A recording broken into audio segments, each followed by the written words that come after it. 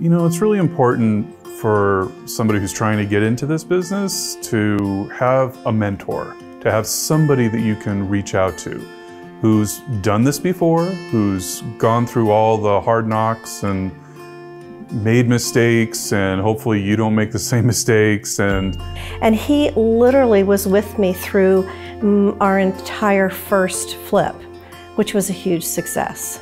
And now I have a different perspective. I'm beyond, committed. It's hard to teach like 100, 200 people in the room and someone raises their hand, it's kind of like, no one saw me. So, but here, this is kind of nice. You really get to learn with smaller groups. You can address everyone's individual concern. Okay, everyone's questions can be addressed. He's really good at focusing on you and your market and your area. But he has so much knowledge.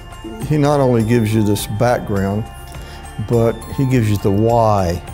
Why should you do this? Why should you not do something else? It's not just a how-to, it's the background information as well.